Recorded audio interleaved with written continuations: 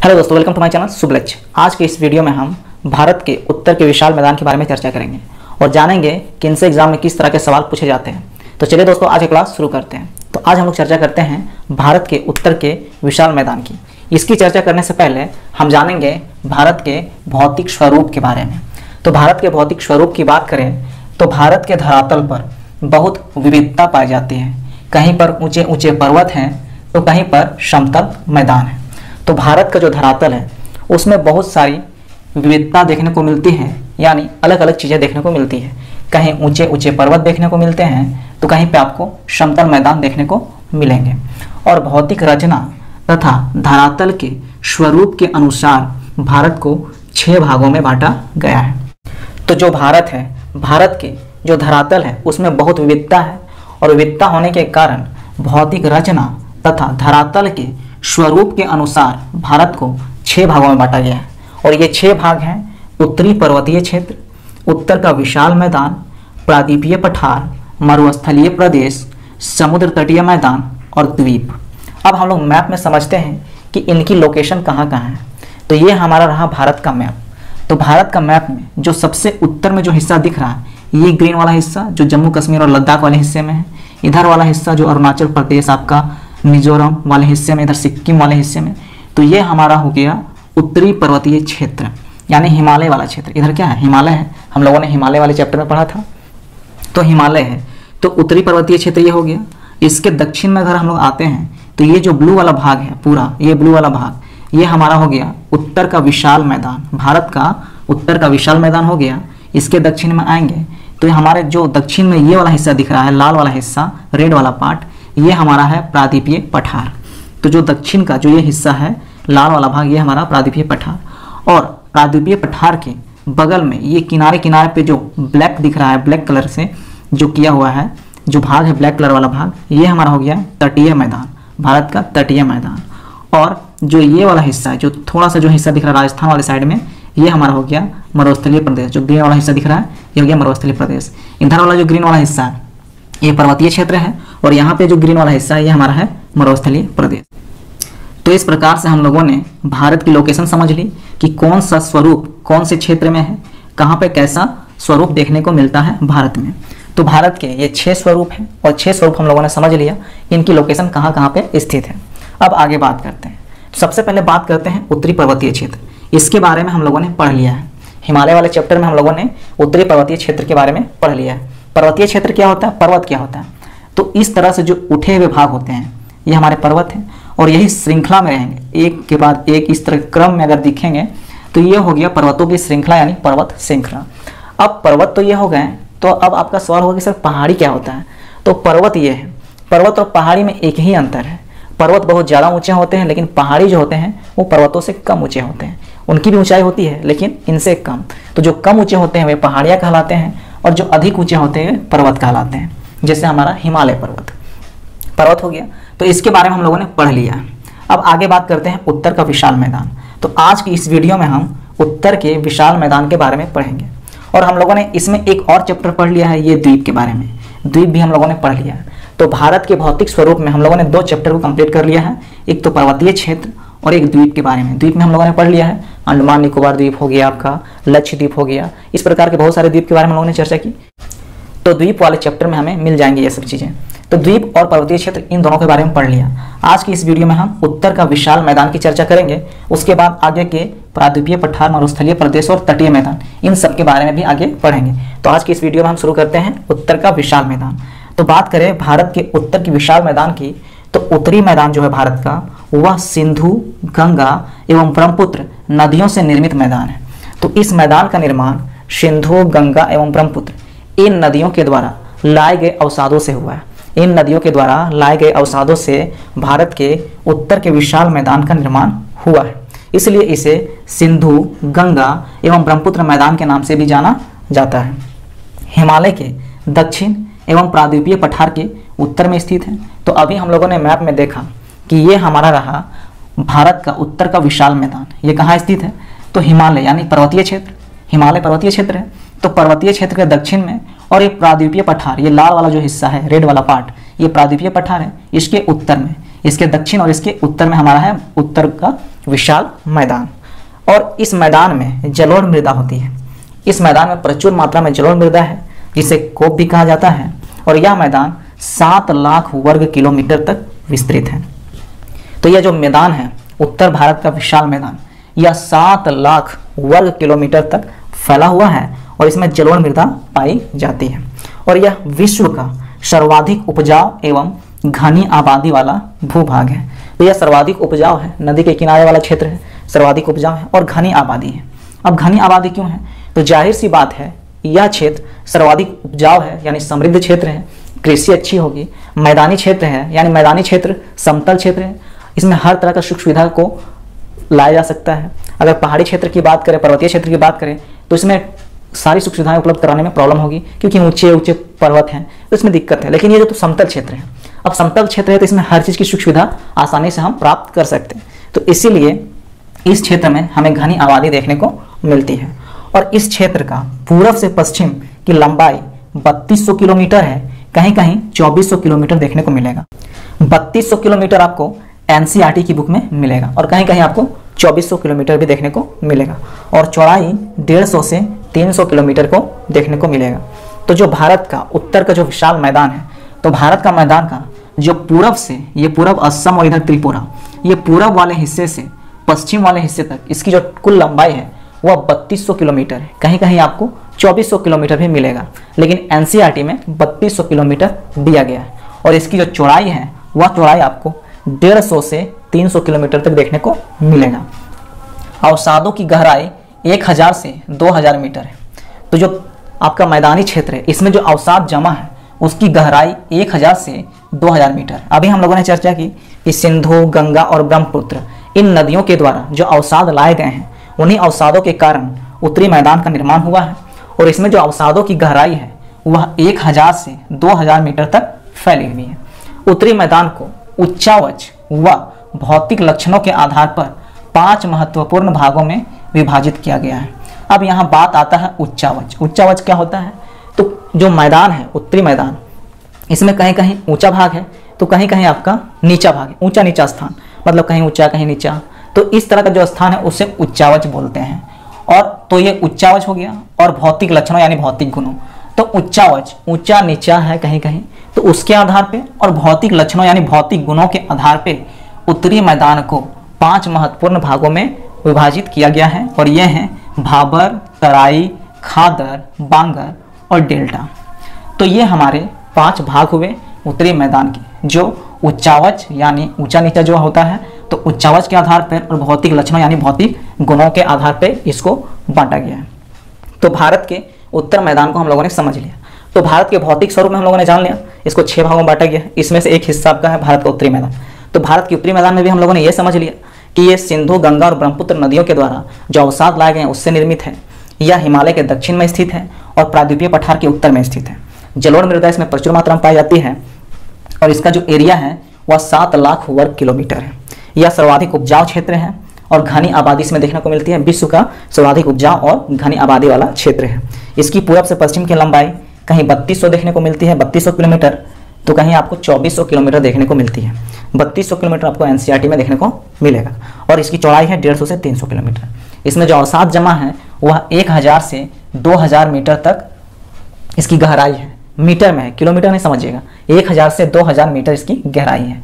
और उच्चावच और भौतिक गुणों के आधार पर उत्तरी मैदान को 5 भागों में बांटा गया है और 5 भाग हैं भाबर, तराई, खादर, बांगर और डेल्टा।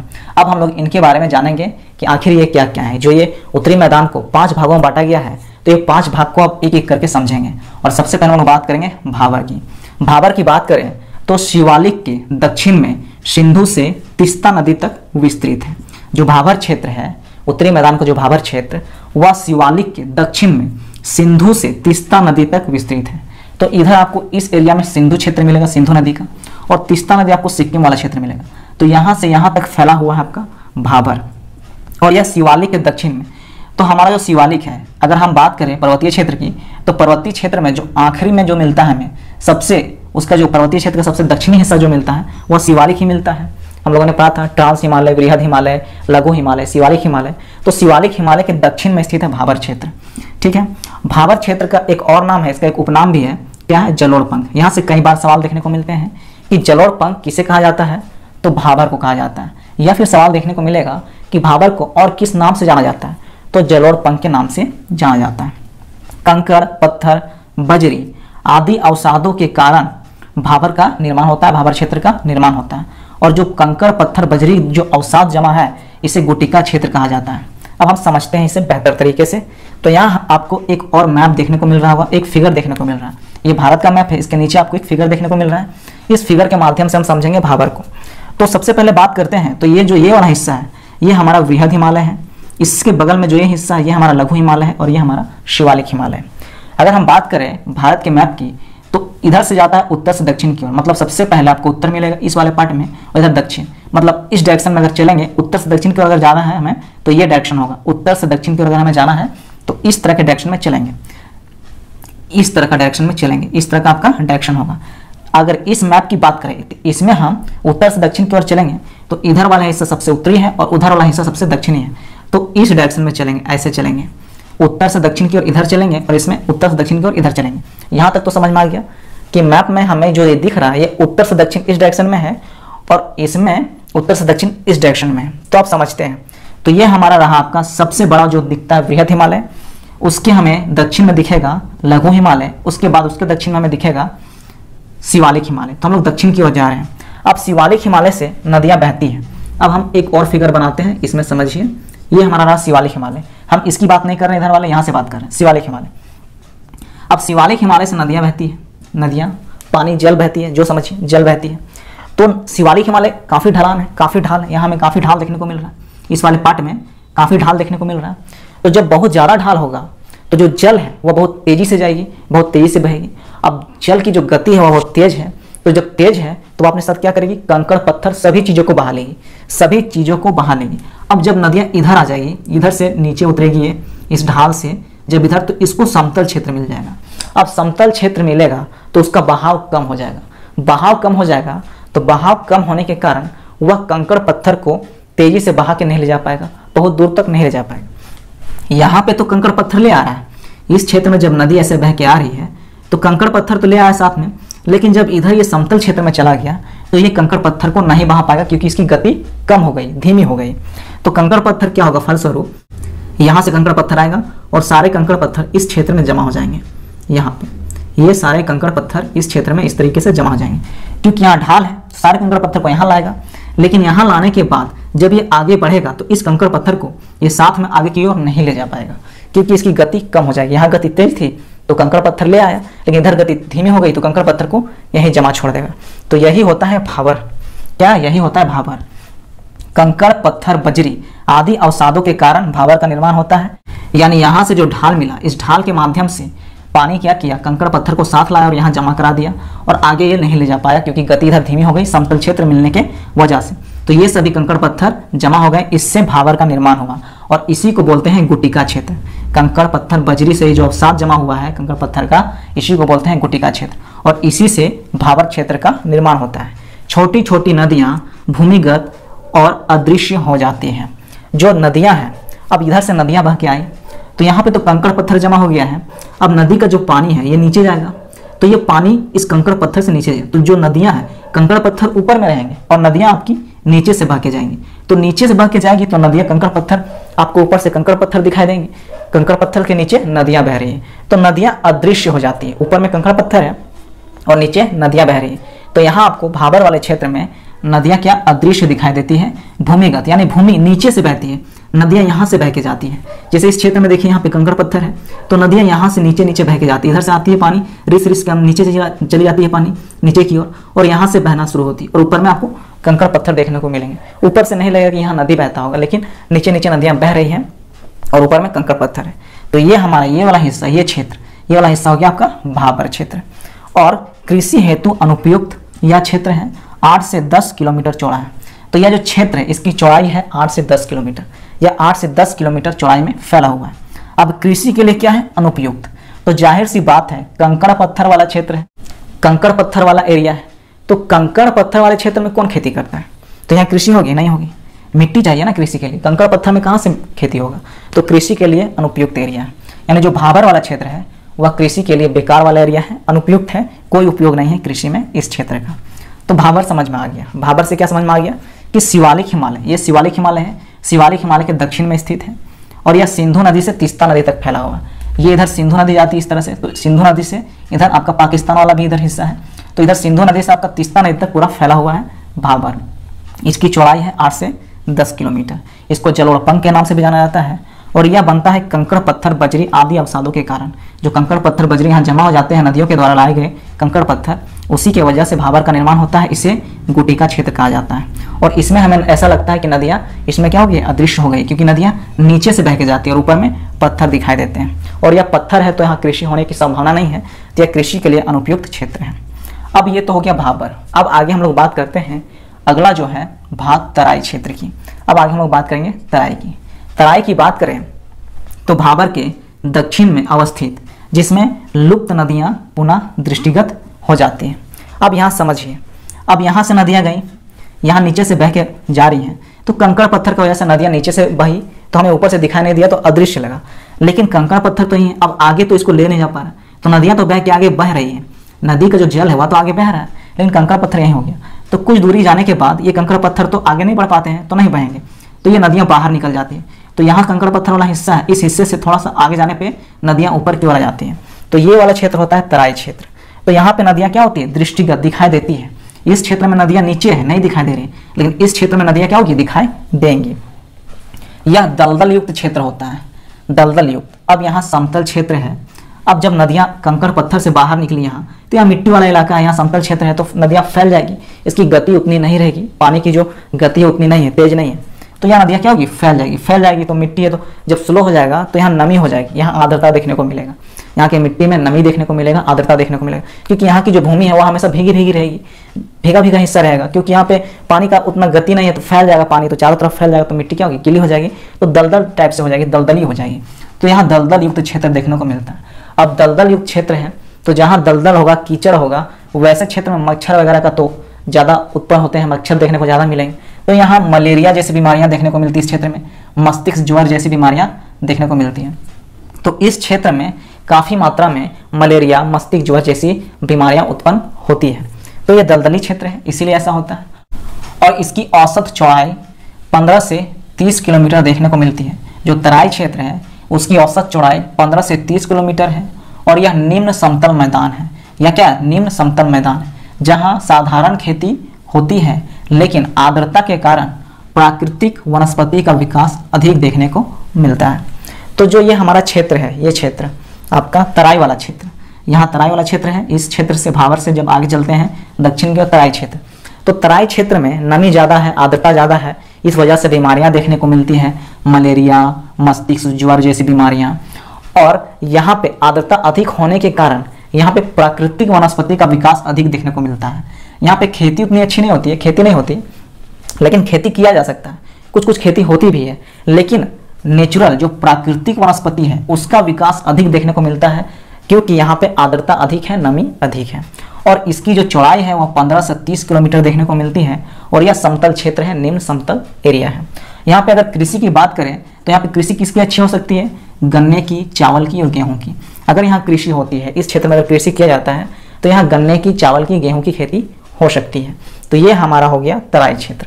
तो हम लोगों ने दो महत्वपूर्ण आपका भाग के बारे में समझ लिया। उत्तरी मैदान का जो भाग है इसमें दो महत्वपूर्ण भाग के बारे में समझ लिया, एक भाबर और एक तराई। अब आगे हम लोग बात करेंगे खादर की, बांगर की और डेल्टा की। अब आगे बात करते हैं खादर प्रदेश की।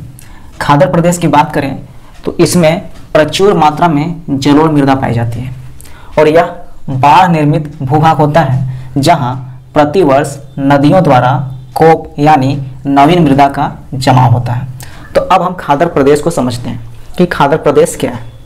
तो यहाँ पे आपको एक फिगर दिख रहा होगा, तो इस फिगर में ये नदी बह रही है और नदी का जो ये ब्लैक वाला पार्ट, जो किनारे वाला हिस्सा है, ये खादर प्रदेश होता है। अब इसे हम अच्छे प्रकार से समझने का प्रयास करते हैं। जैसे मान लीजिए ये नदी है, ये नदी बह रही है, एक यहाँ पे आपका हो गया किनारा नदी का, इधर भी किनारा, एक राइट साइड एक लेफ्ट साइड नदी का किनारा होता है। अब यहाँ से नदी बह रही है, तो जब बाढ़ आता है, जब नदी में बाढ़ आता है तो नदी का जो जल स्तर है वह आगे बढ़ जाता है, तो जल स्तर आपका इधर भी आ जाएगा, इस किनारे में आ जाएगा। तो दोनों किनारे में बाढ़ आने से नदी में बाढ़ आ गया तो दोनों किनारे में इसका जल स्तर बढ़ जाता है। तो इसके द्वारा जो अवसाद लाया जाता है नदी के द्वारा, ये अवसाद जो किनारे में बढ़ा जल है वो ले आता है अपने साथ अवसाद, और जब नदी सूख जाती है, जब बाढ़ कम हो जाता है तो यहाँ पे अपना अवसाद को छोड़ देता है। तो नदी अपने किनारे में जमा हुआ अवसाद छोड़ देता है, मिट्टी कंकड़ जो भी है, जो भी अवसाद नदी लाता है उसे वह किनारे में छोड़ देता है। और यही अवसाद से क्या निर्माण होता है? तो खादर क्षेत्र, खादर प्रदेश का निर्माण होता है। बाढ़ निर्मित भूभाग, बाढ़ के द्वारा निर्मित भूभाग है, और यह प्रतिवर्ष होता है। प्रतिवर्ष नदियों में बाढ़ आता है। तो नदियों में जब बाढ़ आता है तो किनारे वाला जो भाग है, वह किनारे वाला भाग उसके अवसाद जमा हो जाता है, नदी के द्वारा लाया हुआ अवसाद इन किनारों में जमा हो जाता है। और यही किनारे क्या होते हैं? खाद्य क्षेत्र होते हैं, खादर प्रदेश होते हैं। नदियों द्वारा कोप लाया जाता है, नवीन मृदा का जमा होता है। तो हर साल नदियाँ नई मृदा लाती है इन क्षेत्रों में और जमा कर देती है। और यह जो क्षेत्र होता है तो यही क्षेत्र खादर क्षेत्र कहलाता है, और इसमें जलोढ़ मृदा प्रचुर मात्रा में देखने को मिलता है। इस मृदा का निर्माण प्लीस्टोसीन युग यानी हिम युग से वर्तमान तक जारी है। जो खादर क्षेत्र है, खादर क्षेत्र में जो जलोढ़ मृदा है, इसका निर्माण प्लीस्टोसीन युग यानी हिम युग से वर्तमान तक चल रहा है। मतलब अभी भी इसका निर्माण हो रहा है। जब नदियाँ बाढ़ लाएगी तो अपने साथ अवसाद भी लाएंगे। तो इस प्रकार से खादर क्षेत्र का निर्माण होते ही रहता है। अब यहाँ पे बात आता है प्लीस्टोसीन युग क्या है? हिम युग। तो हिम युग कहा जाता है कि कभी कोई ऐसा समय काल दुनिया में रहा होगा जिस समय पूरे पृथ्वी में चारों तरफ बर्फ ही बर्फ होगा। तो ऐसे समय काल को ही प्लीस्टोसीन युग यानी हिम युग कहा गया है। तो कहा जाता है कि हिम युग वैसा कोई काल होगा तो उस समय काल से वर्तमान तक अभी तक खादर क्षेत्र का निर्माण हो रहा है, यानी खादर क्षेत्र में जलोढ़ मृदा का जमाव हो रहा है नदियों के द्वारा लाए गए अवसाद से। अब आगे बात करते हैं। यह क्षेत्र सर्वाधिक भूमिगत जल संग्राहक है। तो इस क्षेत्र में सर्वाधिक भूमिगत जल का संग्रहण देखने को मिलता है। पंजाब क्षेत्र में खादर मृदा को बेट भी कहते हैं। जो पंजाब क्षेत्र होता है, पंजाब वाला जो इलाका है, आपका यहाँ पंजाब वाला इलाका है, तो पंजाब वाले इलाके में जो खादर क्षेत्र होता है उसे बेट कहा जाता है। क्या कहा जाता है? बेट कहा जाता है। तो कई बार यहाँ से भी सवाल देखने को मिलते हैं कि पंजाब क्षेत्र में खादर मृदा वाले क्षेत्र को क्या कहा जाता है? तो बेट कहा जाता है। इसका विस्तार पूर्वी उत्तर प्रदेश, बिहार एवं पश्चिम बंगाल में देखने को मिलता है। तो जो खादर क्षेत्र है, नदियों द्वारा लाए गए अवसाद से जो क्षेत्र बना खादर क्षेत्र, यह क्षेत्र हमें इसका विस्तार उत्तर प्रदेश में देखने को मिलता है, यूपी वाले इलाके में, बिहार में देखने को मिलता है, और पश्चिम बंगाल में हमें देखने को मिलता है। और यह क्षेत्र कृषि कार्य हेतु बहुत उपजाऊ होता है। तो यह जो क्षेत्र होता है खादर क्षेत्र, यह कृषि के लिए बहुत ही उपजाऊ खेत होता है। तो जैसे कि हम लोग अभी बात कर रहे हैं, तो इसमें हम लोग भाबर पढ़े हैं, तराई पढ़े हैं, खादर पढ़ रहे हैं, भांगर पढ़ेंगे। तो इन सब में जो सबसे ज़्यादा उपजाऊ वाला क्षेत्र है वह खादर क्षेत्र ही होता है। सबसे अधिक उपजाऊ, सबसे अच्छा कृषि के लिए खादर प्रदेश यानी खादर क्षेत्र ही होता है। इसके नाम में ही खादर है। आप आसानी से याद रख सकते हैं, खादर प्रदेश कृषि के लिए खाद जरूरी है, इसके नाम में ही खाद है। तो खादर से हम याद रख लेंगे खाद से रिलेटेड कृषि, यानी कृषि के लिए जो बेहतर सबसे अच्छा जो क्षेत्र होगा वह खादर क्षेत्र होगा, खादर प्रदेश होगा।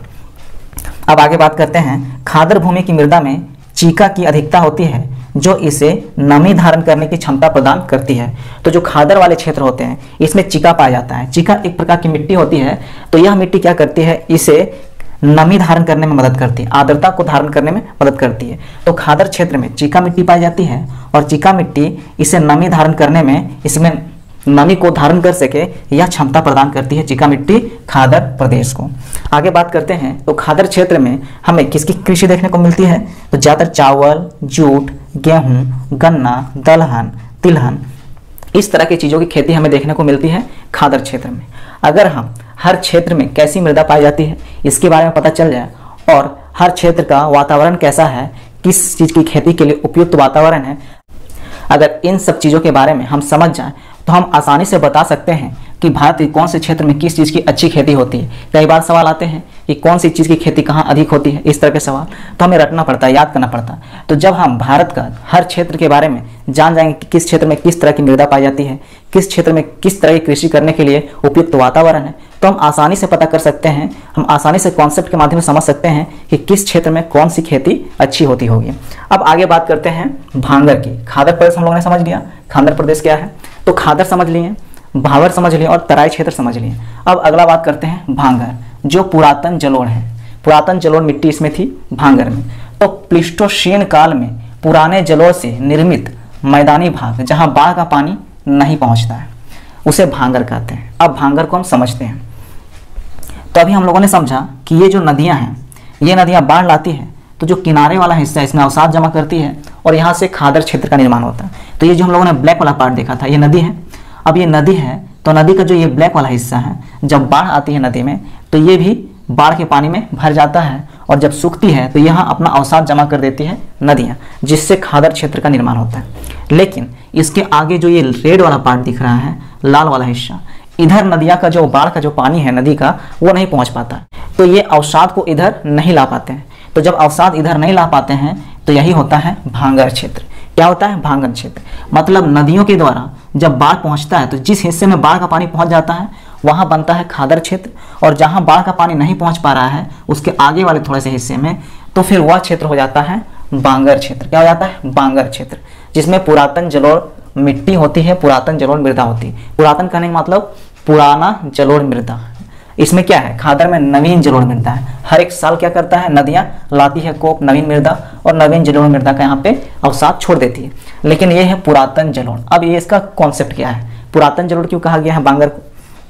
अब इसको समझते हैं। तो नदियां जो है वह अपनी दिशा को बदलती है। नदियां एक दिशा में नहीं बहती और दिशा बदलती रहती है। अब बोलिएगा सर कि हम तो दिशा बदलते देखे नहीं। तो दिशा बदलती है नदियां, तो एक दिन में ऐसा नहीं हो जाता, हजारों साल में होता है। तो नदियां कभी हो सकता है कि मान लीजिए नदी इधर बह रही है तो ये हिस्सा जो है, ये हिस्सा क्या होगा? खादर क्षेत्र होगा। तो यहाँ नवीन मृदा लाएगी नदियाँ, इस क्षेत्र में बाढ़ आएगा तो नवीन मृदा लाएगी।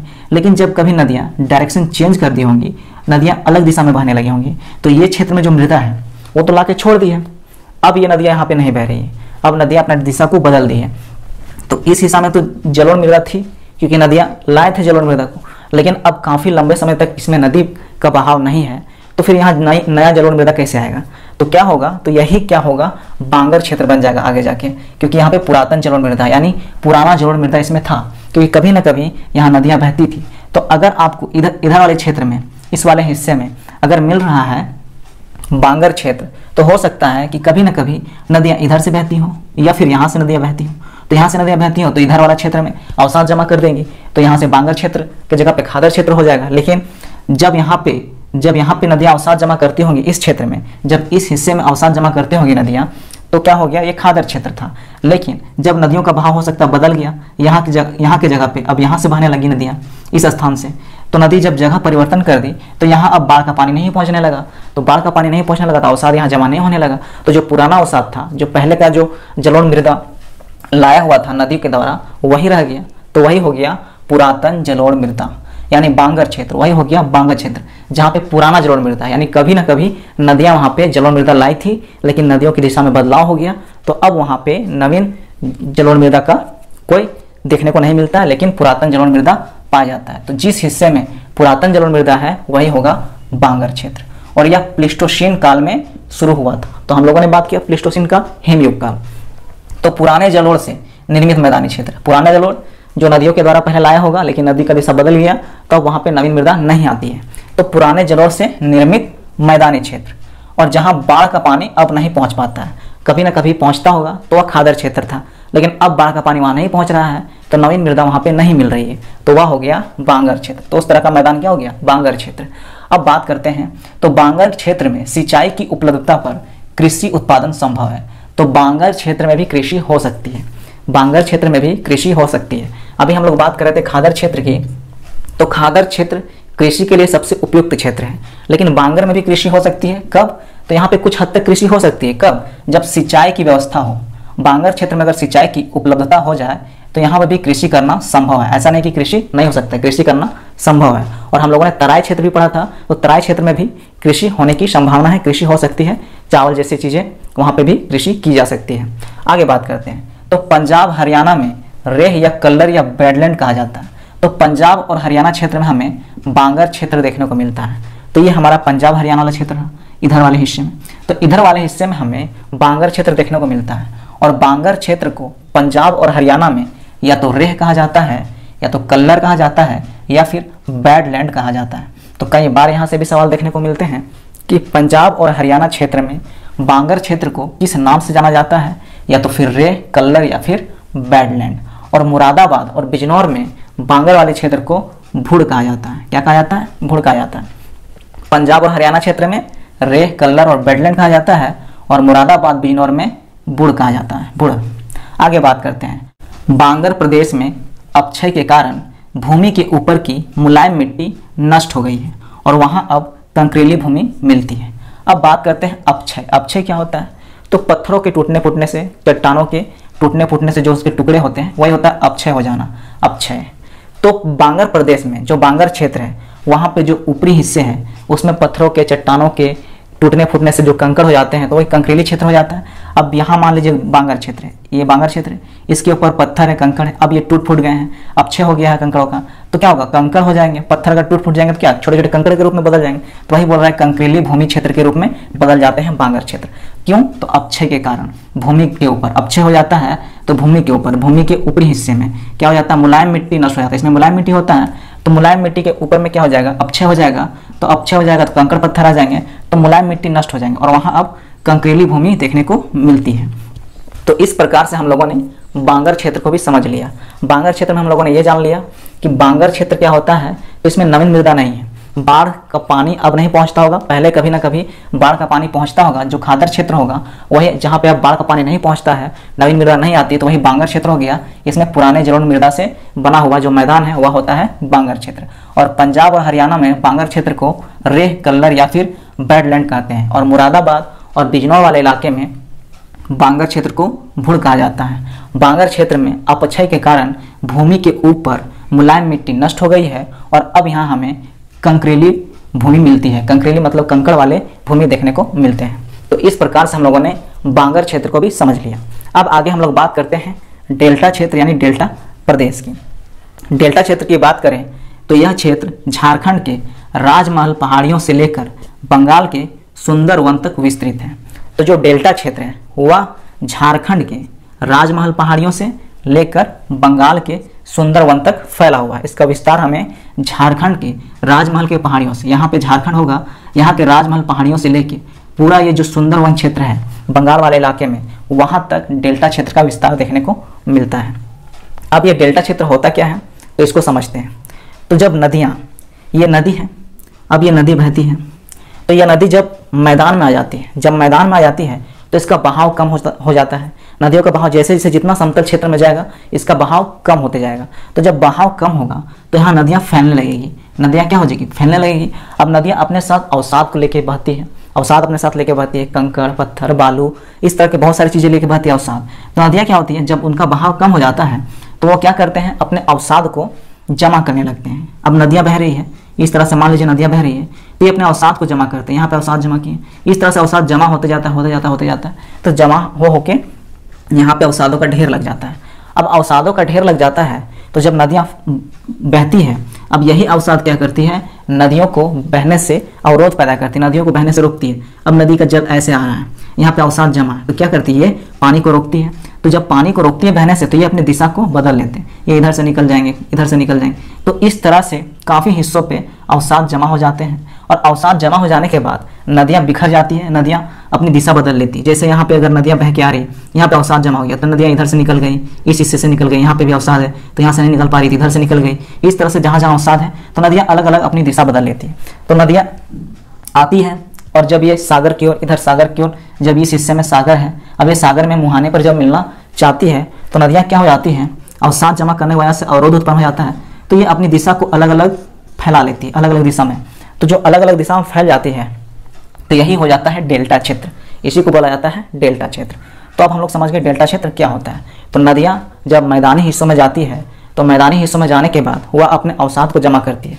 जब अवसाद जमा हो जाता है तो काफ़ी जो अवसाद जमा होने के बाद वही अवसाद नदियों की दिशा में अवरोध पैदा कर देती है और नदियाँ अपनी दिशा को बदलने लगती है। और नदियाँ जब अपनी दिशा को बदलती है तो वह कई हिस्सों में बढ़ जाती है, कई हिस्सों में अपनी दिशा बदल के बहने लगती है और उसी के वजह से एक क्षेत्र का निर्माण हो जाता है जिसको बोला जाता है डेल्टा क्षेत्र।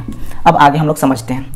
डेल्टा क्षेत्र कुल लंबाई लगभग 430 किलोमीटर एवं 480 किलोमीटर है।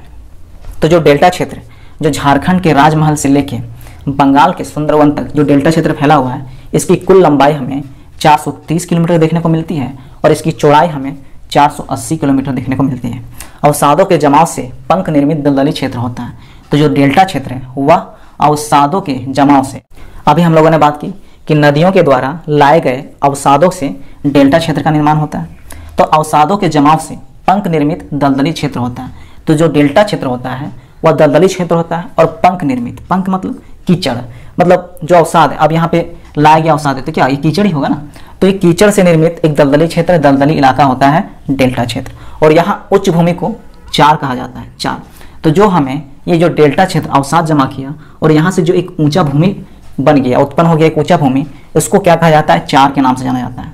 तो इस तरीके से हम लोगों ने डेल्टा क्षेत्र को भी समझ लिया।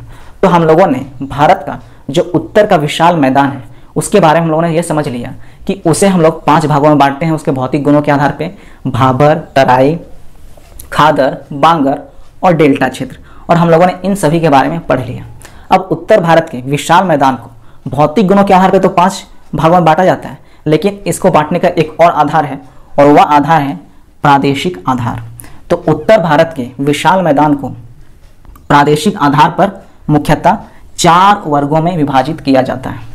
तो अभी भौतिक गुणों में हम लोगों ने पढ़ा कि 5 भागों में बांटते हैं, लेकिन प्रादेशिक आधार पर उत्तर भारत के विशाल मैदान को 4 भागों में बांटा गया है। वे कौन कौन से हैं?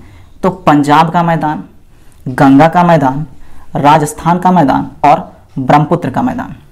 अब यहाँ नाम में समझ में आ जाएगा, प्रादेशिक आधार पर, प्रादेशिक, प्रदेश मतलब स्थान, स्थानों के आधार पर बांटा गया। स्थानों के आधार पे उत्तर भारत के विशाल मैदान को बांटा गया है 4 भागों में। पंजाब का मैदान, यानी पंजाब वाले क्षेत्र में जो मैदान है उसे पंजाब का मैदान कहा गया। गंगा का मैदान, यानी गंगा नदी के द्वारा जो अवसाद लाए जाएंगे और उससे जो मैदान का निर्माण होगा वह हो जाएगा गंगा का मैदान। और राजस्थान का मैदान, राजस्थान वाले क्षेत्र में जो मैदान होगा वह राजस्थान का मैदान हो जाएगा। और ब्रह्मपुत्र नदी के द्वारा जिस मैदान का निर्माण होगा वह होगा ब्रह्मपुत्र का मैदान। तो अब हम लोग इसके बारे में एक एक करके समझेंगे कि प्रादेशिक आधार पे 4 भागों में बांटा गया है, और इसके हर एक भाग को अब हम लोग एक एक करके विस्तार से समझेंगे। तो सबसे पहले हम लोग बात करते हैं पंजाब के मैदान की। पंजाब के मैदान की बात करें तो सिंधु तथा इसकी सहायक नदियों झेलम, चेनाब, रावी, व्यास, सतलुज के द्वारा निर्मित मैदान। तो जो पंजाब का मैदान है वह सिंधु नदी और इसके जो सहायक नदी हैं झेलम, चेनाब, रावी, व्यास तथा सतलुज, इनके द्वारा जिस मैदान का निर्माण किया गया है वही है पंजाब का मैदान कहलाता है, वही पंजाब का मैदान होता है। इसका विस्तार भारत और पाकिस्तान दोनों देशों में। तो जो पंजाब का मैदान है वह भारत में भी है और पाकिस्तान में भी, लेकिन सर्वाधिक विस्तार पाकिस्तान में है। तो जो पंजाब का मैदान है, तो पंजाब वाला हिस्सा इधर है, तो पंजाब का जो मैदान है वह पंजाब का मैदान सिंधु नदी के साथ साथ उसके 5 जो हैं सहायक नदियां, उनके माध्यम से उसका निर्माण हुआ है। और इसका निर्माण भारत और पाकिस्तान दोनों हिस्से में हुआ है। यहाँ पे आपका पाकिस्तान वाला हिस्सा है, तो भारत में भी इसका निर्माण है और पाकिस्तान में, लेकिन ज़्यादातर इसका जो निर्माण हुआ है वह पाकिस्तान वाले इलाके में हुआ है। अब इसको हम समझने का प्रयास करते हैं इस फिगर के माध्यम से। इसमें जो सबसे ऊपर वाला हिस्सा है ये वाला, ये हमारा सिंधु नदी रहा। उसके बाद इसके नीचे ये जो है ये हमारा झेलम नदी रहा, इसके नीचे ये चेनाब नदी रहा, और इसके नीचे ये वाला हिस्सा रावी नदी रहा, और इसके नीचे ये व्यास रहा, और सबसे जो अंत में लास्ट में है वह सतलुज नदी रहा। तो यही क्या करता है, हमें पंजाब का मैदान का निर्माण करता है, यह हमारे लिए पंजाब के मैदान का निर्माण करता है। सिंधु, झेलम, चेनाब, रावी, व्यास, सतलुज, ये पंजाब के मैदान का निर्माण करता है। अब इसको समझने से पहले हम समझते हैं दोआब क्या होता है। दोआब तो 2 नदियों के बीच का क्षेत्र। अब जैसे आप समझिए, इधर से एक नदी बही, इधर से एक नदी बही, तो ये जो क्षेत्र है ये इधर से भी एक नदी है, इधर से भी एक नदी है, तो इन दोनों नदियों के बीच में जो क्षेत्र हमें देखने को मिलेगा इसे बोला जाता है दोआब। इसी तरीके से यहाँ पे है पंजाब का मैदान। पंजाब मतलब 5 नदियों का क्षेत्र। पंजाब से क्या समझ में आता है, 5 नदियों का क्षेत्र। दोआब 2 नदियों का क्षेत्र, तो 2 नदियों के क्षेत्र को बोलते हैं दोआब। तो यहाँ से हमें दोआब समझ में आ गया कि दोआब 2 नदियों के बीच का जो स्थान होता है उसे दोआब कहा जाता है। अब आप बोलिएगा कि दोआब जो बता रहे हैं अभी उसी का काम है, दोआब को ही समझना है। तो जैसे अब ये क्षेत्र समझ लिए हम, तब यहाँ पे देखिए सिंधु, अब ये सिंधु है और ये झेलम है, तो इनके बीच का क्षेत्र कौन सा है, ये वाला हिस्सा इनके बीच का क्षेत्र है। अब इस क्षेत्र में क्या होगा, ये 2 नदियां अवसाद जमा करेंगी, तो यहाँ से जो मैदान होगा ये मैदान का निर्माण करेगी। तो इस दोआब को, जो सिंधु और झेलम नदी के बीच में जो दोआब बनता है उसको कहा जाता है सिंधु सागर दोआब।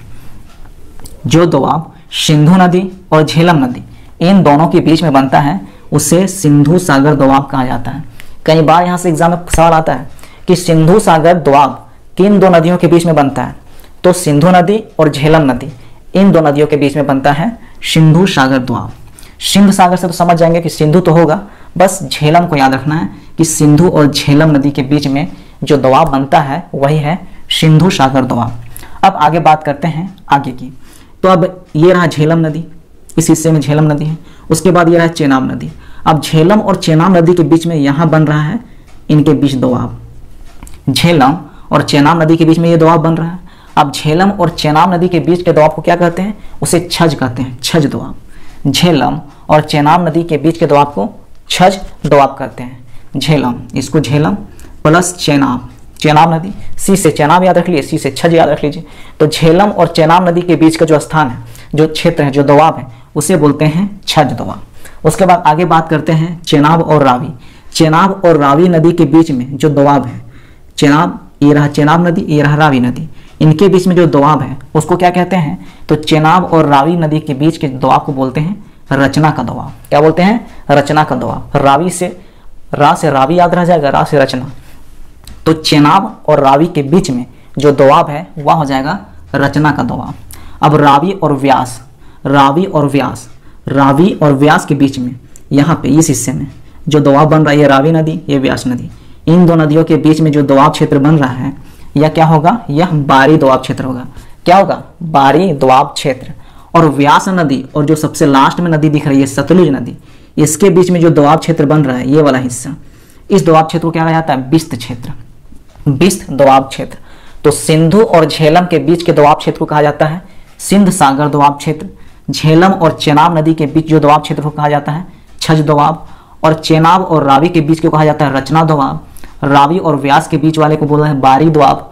और व्यास और सतलुज, जो सतलुज लास्ट वाला है, व्यास और सतलुज, इसके बीच जो दोआब है उसको बोला जाता है बिस्त दोआब। तो यहाँ से कई बार एग्जाम में सवाल देखने को मिलते हैं, पूछा जाता है कि छज दोआब क्षेत्र किन दो नदियों के बीच में है, तो छज दोआब क्षेत्र झेलम और चेनाब नदियों के बीच में है। तो इस प्रकार से कई तरह के सवाल यहाँ से बनते हैं और काफ़ी कंफ्यूजिंग वाले सवाल होते हैं, क्योंकि हमें इन्हें बहुत सारे कंफ्यूजन देखने को मिलते हैं। कई बार ऑप्शन में झेलम चेनाब रहेगा, रावी व्यास रहेगा, व्यास सतलुज रहेगा, तो कंफ्यूज हो जाएंगे कि कौन सा दोआब क्षेत्र किन दो नदियों के बीच में। तो इन्हें याद रखने का प्रयास करें, यहाँ से कई बार एग्जाम में सवाल देखने को मिलता है। अभी हम लोगों ने पंजाब के मैदान की बात कर ली, अब आगे बात करते हैं गंगा के मैदान की। कौन से, गंगा के मैदान की। तो गंगा के मैदान की बात करें तो इसका विस्तार उत्तर प्रदेश, बिहार एवं पश्चिम बंगाल में है। गंगा के मैदान का विस्तार उत्तर प्रदेश, बिहार और पश्चिम बंगाल वाले क्षेत्र में है। और गंगा तथा उसकी सहायक नदियों के द्वारा निर्मित मैदान गंगा का मैदान कहलाता है। और यह मैदान मुख्यतः 3 मैदानी प्रदेशों में सीमांकित किया गया है। तो जो गंगा का मैदान है इसे 3 मैदानी प्रदेशों में बांटा गया है, सीमांकित किया गया है। अब हम इसे थोड़ा सा समझते हैं मैप के माध्यम से। गंगा तथा उसकी सहायक नदियों के द्वारा मैदान का निर्माण हुआ है, गंगा का मैदान। तो जो गंगा का मैदान है इसका निर्माण गंगा और उसके सहायक नदियों के द्वारा हुआ है और इसे 3 मैदानी क्षेत्रों में बांटा गया है, 3 मैदानी प्रदेशों में बांटा गया है। अब समझते हैं, तो ये हमारा रहा गंगा का मैदान का पूरा मैप। अब हम इसे समझेंगे। तो ये जो नदियां हैं, अभी हम नदियों के बारे में नहीं पढ़ रहे हैं, तो अभी मैदानी क्षेत्र के लिए जितना हमें जानकारी की जरूरत है हम उतना ही पढ़ेंगे। और नदियों का जब चैप्टर पढ़ेंगे उस समय इनके बारे में डिटेल्स में पढ़ेंगे। अभी हमें गंगा के मैदान को समझने के लिए जितना जरूरत है हमें बस उतना ही जानकारी देखना है, उतना ही जानकारी को समझना है, नहीं तो फिर कंफ्यूजन होने लगेगा। तो जब नदियों का चैप्टर पढ़ेंगे उस समय इसमें डिटेल्स में पढ़ेंगे। सबसे पहले हम समझते हैं गंगा का मैदान। तो ये देखिए, इधर से निकली भागीरथी नदी और इधर से आ रही है अलकनंदा नदी, ठीक है। और ये देवप्रयाग में जाके मिल जाती है। अब देवप्रयाग में जाके यहाँ मिली, यहाँ से फिर ये गंगा के नाम से निकली और ये पूरा गंगा नदी यहाँ तक निकल गई। और इधर ये जो पश्चिम बंगाल क्षेत्र में आ जाती है हुगली नदी कहलाती है, इधर मुड़ जाती है हुगली नदी। और ये आगे जाके जब बांग्लादेश की तरफ मुड़ जाती है तो बांग्लादेश में ये पद्मा के नाम से जानी जाती है। तो ये हो गया गंगा रिवर। और ये जो गंगा रिवर के ये सभी जो दिख रहे हैं, ये राम गंगा, गोमती, घाघरा, गंडक, बूढ़ी गंडक, कोसी, महानदी, तो ये सभी गंगा नदी की सहायक नदियां हैं। और इधर भी, इधर आपको यमुना देखने को मिलेगी जो गंगा नदी की सबसे बड़ी सहायक नदी है। यमुना नदी गंगा नदी की सबसे बड़ी सहायक नदी है। तो यहाँ आपको ये यमुना नदी देखने को मिल रही है। उसके बाद यहाँ सोन नदी है और इधर हुगली, तो समझ गए। और यमुना की भी सहायक नदियाँ हैं, चंबल, सिंध, बेताब और केन। तो ये सभी नदियाँ यमुना की सहायक नदियाँ, यमुना, गंगा और उनकी जितनी भी सहायक नदियाँ हैं, इन सभी को मिला के ये सभी जो मैदान का निर्माण करते हैं, इसी के द्वारा गंगा के मैदान का निर्माण होता है। और यही जो ये गंगा का मैदान का निर्माण करता है, इसे 3 क्षेत्रों में बांटा गया है। गंगा के मैदान को 3 क्षेत्रों में बांटा गया। अब ये 3 क्षेत्र कौन कौन से हैं? तो पहला क्षेत्र है ऊपरी गंगा का मैदान। क्या? ऊपरी गंगा का मैदान। दूसरा क्षेत्र है मध्य गंगा का मैदान और तीसरा क्षेत्र है निम्न गंगा का मैदान। तो यहाँ हम समझ गए, सबसे पहले क्या समझ गए कि जो गंगा और उसकी सहायक नदियों के द्वारा जिस मैदान का निर्माण किया गया है, वह मैदान क्या है कहलाता है? गंगा का मैदान कहलाता है। और गंगा का मैदान का विस्तार उत्तर प्रदेश, बिहार और पश्चिम बंगाल वाले इलाके में देखने को मिलता है। और गंगा के मैदान को 3 वर्गों में बांटा गया है, 3 प्रदेशों में से बांटा गया है, 3 मैदानी प्रदेशों में। और वह है ऊपरी गंगा का मैदान, मध्य गंगा का मैदान और निम्न गंगा का मैदान। यहाँ हम समझ गए। अब समझते हैं एक एक करके ऊपरी गंगा का मैदान, मध्य गंगा का मैदान और निम्न गंगा के मैदान के बारे में। सबसे पहले बात करते हैं ऊपरी गंगा का मैदान। इसमें सबसे पहले आता है गंगा यमुना दोआब क्षेत्र। अब समझते हैं, तो जो ऊपरी मैदान का जो निर्माण होता है, ऊपरी गंगा के मैदान का, तो सबसे पहले इसमें बोला गया है गंगा और यमुना का दोआब क्षेत्र। यहाँ देवप्रयाग है, यहाँ से देवप्रयाग, इधर से आपको आगे जो ये दिख रही है, ये गंगा नदी है। तो गंगा नदी और यमुना का दोआब, तो दोआब हम समझे थे, क्या समझे थे कि 2 नदियों के बीच का स्थान। कौन सा? 2 नदियों के बीच का स्थान। तो ये गंगा रिवर ये रही और ये यमुना। तो गंगा और यमुना के जो बीच वाला क्षेत्र है, ये क्या कहलाएगा? गंगा यमुना दोआब। तो इधर गंगा नदी से जो अवसाद निकलती है और यमुना नदी से जो अवसाद आ रही है, तो नदियाँ क्या करती है? अवसाद अपने साथ लाती है। तो गंगा नदी के अवसाद और यमुना नदी के अवसाद, जो अवसाद ये जमा कर रहे हैं यहाँ पे, उसी के जमाव करने से कौन सा मैदान का निर्माण होता है? तो गंगा यमुना दोआब क्षेत्र का मैदान। तो गंगा यमुना दोआब क्षेत्र का मैदान ऊपरी गंगा के मैदान में आता है। तो एक तो ये हिस्सा हो गया, गंगा यमुना दोआब क्षेत्र में जो मैदान बन रहा है, ये आपका ऊपरी गंगा के मैदान में आता है। दूसरा है रामगंगा के पास रुहेलखंड का मैदान। अब यहाँ देखिए, ये रामगंगा है। तो रामगंगा नदी से जो अवसाद लेके आता है, उससे रुहेलखंड का मैदान का निर्माण होता है। और रुहेलखंड का मैदान के निर्माण से ऊपरी गंगा का मैदान हो गया। तो रुहेलखंड का मैदान ऊपरी गंगा के मैदान में आता है। उसके बाद अगला है अवध का मैदान, जो गोमती नदी के द्वारा बनता है। रामगंगा के बाद आगे देखिएगा गोमती नदी दिख रहा है, ये गोमती नदी जो गंगा की सहायक नदी है। तो गोमती नदी के द्वारा जो अवसाद लाया जाता है, इसके अवसाद से बनता है अवध का मैदान। और ये अवध का मैदान भी ऊपरी गंगा के मैदान के अंतर्गत आता है। तो ऊपरी गंगा के मैदान के अंतर्गत हमें 3 चीजें देखने को मिली। गंगा यमुना दोआब क्षेत्र ये वाला हिस्सा, और रुहेलखंड का मैदान जो रामगंगा के द्वारा जो बन रहा है, इधर क्षेत्र आपका जो इसके अवसाद से बन रहा है। अवध का मैदान जो गोमती नदी के क्षेत्र से बन रहा है। तो कुल मिला के देखा जाए तो ये जो हिस्सा है, ये पूरा इधर से आपका जो ये वाला हिस्सा है, ये पूरा इधर आपका इस क्षेत्र में जो भी क्षेत्र, इधर का जो भी क्षेत्र है, इधर से जो भी गंगा के क्षेत्र में जो मैदान बन रहा है, ये पूरा ऊपरी गंगा के मैदान में आता है। और ऊपरी गंगा के मैदान कौन कौन से? तो गंगा यमुना का दोआब क्षेत्र, इधर रामगंगा वाला ये रुहेलखंड का मैदान, और गोमती वाला ये अवध का मैदान। तो हमने ऊपरी गंगा का मैदान समझ लिया, एक मैदानी क्षेत्र को समझ लिया, 3 मैदानी क्षेत्र में एक मैदानी क्षेत्र को समझ लिया। अब आगे बात करते हैं मध्य गंगा का मैदान। अब मध्य गंगा के मैदान की बात करते हैं। सबसे पहले इसमें आता है पूर्वी उत्तर प्रदेश का मैदान। अब यहाँ ये गोमती वाले इलाके से तो इधर हो गया आपका ऊपरी गंगा का मैदान। अब आगे बात करते हैं मध्य गंगा के मैदान की। तो ये घाघरा वाला क्षेत्र है, घाघरा नदी। अब घाघरा नदी से जो अवसाद आता है, उससे बनता है पूर्वी उत्तर प्रदेश का मैदान। यहाँ दिख रहा है पूर्वी उत्तर प्रदेश का मैदान। तो घाघरा वाले क्षेत्र से बनता है पूर्वी उत्तर प्रदेश का मैदान। और आगे बात करते हैं, अगला है सारण का मैदान।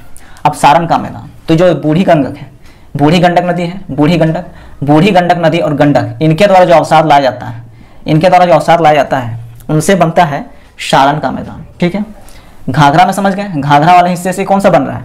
पूर्वी उत्तर प्रदेश का मैदान। और बूढ़ी गंडक और गंडक नदी जो अवसाद लेके आ रही है, उससे क्या बन रहा है? सारण का मैदान। और कोशी नदी, यहाँ पे कोशी नदी दिख रही है, कोशी नदी से जो अवसाद लाया जा रहा है, इससे बन रहा है आपका मिथिला का मैदान। कौन सा? मिथिला का मैदान। गंडक, बूढ़ी गंडक, कौन सा? सारण का मैदान। और कोशी नदी, मिथिला का मैदान। और सोन नदी, अब यहाँ नीचे इधर सोन नदी दिख रहा होगा, ये ऊपर साइड वाले में तो घाघरा, गंडक, बूढ़ी गंडक दिख गया, कोसी भी दिख गया। अब नीचे यहाँ सोन वाला हिस्सा, सोन नदी, सोन नदी से जो अवसाद बनता है उससे जो मैदान बन रहा है वह होगा मगध का मैदान। समझ में आ गया, मगध का मैदान। तब समझते हैं घाघरा से कौन सा बना, पूर्वी उत्तर प्रदेश का मैदान, गंडक और बूढ़ी गंडक से क्या बना, सारण का मैदान, कोशी से बना मिथिला का मैदान, और सोन से बना मगध का मैदान। और ये जो गंडक, बूढ़ी गंडक, कोशी, सोन, इससे जो मैदान बन रहा है, सारण का मैदान, मिथिला का मैदान और मगध का मैदान, ये संपूर्ण रूप से सम्मिलित होकर बिहार का मैदान कहलाता है। क्या कहलाता है, बिहार का मैदान। तो मध्य गंगा का मैदान में कौन कौन से क्षेत्र आते हैं, तो पहला क्षेत्र आता है पूर्वी उत्तर प्रदेश का मैदान, जो घाघरा के अवसादों से बन रहा है, घाघरा नदी के अवसादों से। और दूसरा है बिहार का मैदान, और बिहार के मैदान में भी हमें 3 चीजें देखने को मिलती है। सारण का मैदान जो बूढ़ी गंडक नदी के अवसाद से बन रहा है, बूढ़ी गंडक और गंडक, यहाँ पे सारण का मैदान। उसके बाद मिथिला का मैदान कोसी नदी के अवसादों से बन रहा है, और सोन नदी से बन रहा है आपका मगध का मैदान। तो सारण का मैदान, मिथिला का मैदान, मगध का मैदान, ये सभी बिहार के मैदान के अंतर्गत आते हैं। और बिहार का मैदान और पूर्वी उत्तर प्रदेश का मैदान जो घाघरा से बन रहा है वह मध्य गंगा का मैदान होता है। तो ऊपरी गंगा का मैदान और मध्य गंगा का मैदान हमने समझ लिया। तो अब यहाँ से समझ लीजिए, ये उत्तर प्रदेश, पूर्वी उत्तर प्रदेश, यहाँ से लेके ये कोसी नदी में ये आपका कोसी मिथिला का मैदान से लेके ये आपका सोन नदी में ये मगध वाला पूरा मगध का मैदान। तो इतना हिस्सा जो है, ये पूरा ये हिस्सा, ये क्षेत्र आपका क्या कहलाएगा, ये हो गया आपका मध्य गंगा का मैदान। अब आगे बात करते हैं। अब अगला है निम्न गंगा का मैदान। तो पश्चिम बंगाल का मैदान और गंगा ब्रह्मपुत्र का मैदान, इनसे जो मैदान बनता है उससे निम्न गंगा का मैदान का निर्माण होता है। तो इधर अब आगे पश्चिम बंगाल वाला हिस्सा आ जाएगा। तो इस क्षेत्र में ये पश्चिम बंगाल वाला हिस्सा, और जो इधर से ब्रह्मपुत्र नदी निकलती है, ब्रह्मपुत्र नदी और गंगा के द्वारा जो डेल्टाई क्षेत्र बनता है उसमें जो मैदान का निर्माण होता है वो आपका कहलाएगा निम्न गंगा का मैदान। तो हमने गंगा के मैदान में समझ लिया। तो ये हिस्सा गोमती नदी के इधर वाले जितना भाग है ये क्या कहलाएगा, ये आपका हो जाएगा ऊपरी गंगा का मैदान। गोमती नदी के बाद इधर घाघरा से आपका कोसी नदी तक, इधर सोन नदी को देखते हुए पूरा इससे जो मैदान बन रहा है क्या कहलाएगा, मध्य गंगा का मैदान। और कोसी नदी के बाद से ये महानदी वाले हिस्से से इधर से जो भी इधर ब्रह्मपुत्र वाला क्षेत्र जो पड़ेगा, जो पश्चिम बंगाल वाला पूरा क्षेत्र है, ये क्या कहलाएगा, डेल्टा क्षेत्र या निम्न गंगा का मैदान। तो ऊपरी गंगा का मैदान, मध्य गंगा का मैदान और निम्न गंगा का मैदान हमने समझ लिया। तो ये क्षेत्र हो गया पूरा गंगा का मैदान के बारे में। तो गंगा के मैदान में हमने क्या क्या जाना, गंगा का मैदान का विस्तार हमें उत्तर प्रदेश, बिहार और पश्चिम बंगाल में देखने को मिलता है, ये समझ गए। गंगा का मैदान में किससे निर्माण होता है, तो गंगा और उसकी सहायक नदियों के द्वारा निर्माण होता है गंगा का मैदान का। और इसे 3 मैदानी क्षेत्रों में बांटा गया है, ऊपरी गंगा का मैदान, मध्य गंगा का मैदान और निम्न गंगा का मैदान, और हमने इसके बारे में भी समझ लिया। अब आगे बात करते हैं राजस्थान के मैदान की। राजस्थान के मैदान की बात करें तो इसका विस्तार पश्चिम में अरावली पर्वत से लेकर भारत पाकिस्तान की सीमा तक है। तो राजस्थान का जो मैदान है उसका जो पश्चिमी हिस्सा है, पश्चिमी हिस्सा अरावली पर्वत से लेकर भारत पाकिस्तान के सीमा तक फैला हुआ है, और उत्तर में पंजाब और हरियाणा के मैदान तक फैला हुआ है, तथा दक्षिण में गुजरात के मैदान तक फैला हुआ है। तो जो राजस्थान का मैदान है इसका जो विस्तार है वह पश्चिमी और अरावली पर्वत से भारत पाकिस्तान सीमा तक, और उत्तर में पंजाब हरियाणा मैदान तक, और दक्षिण में गुजरात के मैदान तक। ठीक है, आगे बात करते हैं।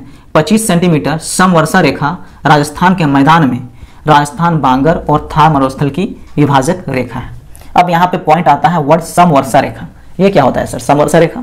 तो समवर्षा रेखा ऐसा रेखा जो मानचित्र में प्रदर्शित किया जाता है, और यह क्या बतलाता है, तो यह ऐसा रेखा होता है जो समान वर्षा जिन क्षेत्रों में, जिन स्थानों में समान मात्रा में वर्षा होती है, तो उन स्थानों को जो मिलाने वाली रेखा होता है वही समवर्षा रेखा कहलाता है।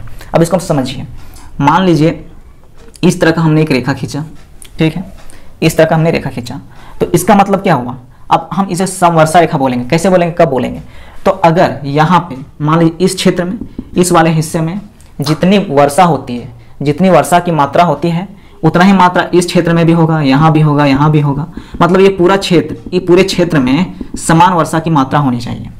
तो समान वर्षा की मात्रा है और इनके बीच में एक रेखा खींची गई है, तो वही कहलाएगी समवर्षा रेखा। और 25 सेंटीमीटर समवर्षा रेखा राजस्थान का मैदान, तो राजस्थान का मैदान 2 हिस्सों में, पहला हिस्सा होता है राजस्थान का बांगर वाला क्षेत्र, और दूसरा हिस्सा होता है थार मरुस्थल। जानते हैं थार मरुस्थल कहाँ है, राजस्थान में। तो राजस्थान का बांगर वाला क्षेत्र, बांगर का मैदानी क्षेत्र राजस्थान का, कुछ हिस्सा में बांगर क्षेत्र है, मतलब बांगर का मैदानी क्षेत्र है राजस्थान में, और कुछ हिस्सों में थार मरुस्थल, 2 हिस्सों में। तो थार मरुस्थल को और राजस्थान के बांगर क्षेत्र को, बांगर या मैदानी क्षेत्र को, इन दोनों को जो अलग करने वाली रेखा हुआ है 25 सेंटीमीटर समवर्षा रेखा। 25 सेंटीमीटर समवर्षा रेखा राजस्थान का बांगर क्षेत्र को अलग करती है और थार मरुस्थल को अलग करती है, इन दोनों को अलग कर देती है। और राजस्थान का जो बांगर क्षेत्र है, बांगर का मैदान है, उसकी उर्वर भूमि, उपजाऊ भूमि कह सकते हैं, उर्वर भूमि जो भूमि है बांगर का मैदानी क्षेत्र का भूमि, उसे रोही कहा जाता है। तो राजस्थान की बांगर में, बांगर वाले मैदानी क्षेत्र में जो भूमि हमें देखने को मिलती है उस भूमि को रोही कहा जाता है। क्या कहा जाता है? रोही। राजस्थान के मैदान में थार मरुस्थल में खनिज तेल, जिप्सम और नमक के भंडार देखने को मिलते हैं। तो राजस्थान का जो थार मरुस्थल वाला क्षेत्र है वहाँ पे हमें खनिज तेल देखने को मिलते हैं, जिप्सम पाए जाते हैं और नमक भी प्रचुर मात्रा में पाए जाते हैं, उसका भंडार हमें वहाँ देखने को मिलता है। और राजस्थान के मैदान में यहाँ कृषि हेतु जल संसाधन के लिए इंदिरा गांधी नहर का विकास किया गया है। तो इंदिरा गांधी का नहर का विकास हमें यहाँ देखने को मिलता है राजस्थान के मैदानी क्षेत्र में। किस लिए? तो जल संसाधन के रूप में। क्यों? कृषि हेतु, कृषि के लिए। तो राजस्थान में ऐसे पानी का प्रॉब्लम है तो उसी के पानी की सुविधा हो जाए इसके लिए इंदिरा गांधी नहर का निर्माण करवाया गया है। राजस्थान के मैदान में हमें सांभर झील देखने को मिलता है जो भारत की सबसे बड़ी अंतःस्थलीय खारे पानी की झील है। और राजस्थान के मैदान में हमें लूनी नदी देखने को मिलता है जो यहाँ की प्रमुख नदी है। लूनी नदी राजस्थान और गुजरात वाले हिस्से में बहती है और गुजरात के कच्छ के रण में जाके ये विलुप्त हो जाती है। और समस्त मरुस्थलीय प्रदेश में रेतीले टीले तथा बरखान पाए जाते हैं और राजस्थान मैदान का एक बड़ा भाग बालुका स्तूपों से ढका है। अब आगे बात करते हैं ब्रह्मपुत्र के मैदान की। ब्रह्मपुत्र के मैदान की बात करें तो ब्रह्मपुत्र का मैदान ब्रह्मपुत्र एवं उसकी सहायक नदियों के द्वारा निर्मित मैदान है। तो ब्रह्मपुत्र का मैदान का निर्माण ब्रह्मपुत्र एवं उसकी सहायक नदियों के द्वारा जो मैदान का निर्माण होता है उसी से ब्रह्मपुत्र मैदान का निर्माण होता है। जब हम गंगा का मैदान की बात कर रहे थे तो गंगा और उसकी सहायक नदियों के द्वारा जिस मैदान का निर्माण किया गया था वह गंगा का मैदान हो गया। तो उसी प्रकार से ब्रह्मपुत्र और उसकी सहायक नदियों के द्वारा जिस मैदान का निर्माण किया गया वह हो गया ब्रह्मपुत्र का मैदान। कहने का मतलब ब्रह्मपुत्र और उसकी सहायक नदियों के द्वारा जो अवसाद लाए गए हैं उससे जिस मैदान का निर्माण हुआ वो हो गया ब्रह्मपुत्र का मैदान। तो ये हमारा रहा ब्रह्मपुत्र नदी तंत्र, ब्रह्मपुत्र का क्षेत्र हो गया। इसके बारे में डिटेल में हम पढ़ेंगे जब नदी तंत्र पढ़ेंगे, नदियों के बारे में पढ़ेंगे तब। अभी हम मैदान पढ़ रहे हैं तो हम सिर्फ एक कॉन्सेप्ट तैयार कर रहे हैं ताकि समझ में आ जाए किस प्रकार से मैदान का निर्माण हो रहा है ब्रह्मपुत्र और उसकी सहायक नदियों के द्वारा। तो ये हमारा ब्रह्मपुत्र नदी रही, ये पूरा ऐसे जाके ऐसे ऐसे ऐसे और ये बांग्लादेश वाले क्षेत्र में चली जाती है। ब्रह्मपुत्र नदी चेमा युंगडुंग हिमनद से निकलती है और यह तिब्बत में यरलुंग सांगपो के नाम से जाना जाता है। जो ब्रह्मपुत्र नदी है वह तिब्बत वाले क्षेत्र में यरलुंग सांगपो के नाम से जाना जाता है और ये आगे बढ़ती है और जब ये अरुणाचल प्रदेश की ओर इंटर करती है तो अरुणाचल प्रदेश में आने पे इसका नाम दिहांग हो जाता है। अरुणाचल प्रदेश में ब्रह्मपुत्र नदी को दिहांग के नाम से जाना जाता है। उसके बाद ये आगे बढ़ते बढ़ते बढ़ते बढ़ते ये बांग्लादेश की ओर जाती है। बांग्लादेश में इसका नाम जमुना हो जाता है, इसका नाम बांग्लादेश में जमुना हो जाता है। और ये इनकी सहायक नदियाँ हैं। पहली सहायक नदी है लोहित नदी, सुवनसिरी, कमेंग, मानस, तीस्ता नदी, इधर पद्मा जो आपका गंगा नदी वही जो बांग्लादेश में आती है पद्मा हो जाती है, वो पद्मा भी मिल जाती है बांग्लादेश में जाके, और इधर से बराक नदी। तो ये इनके सहायक नदी हो गए ब्रह्मपुत्र नदी की।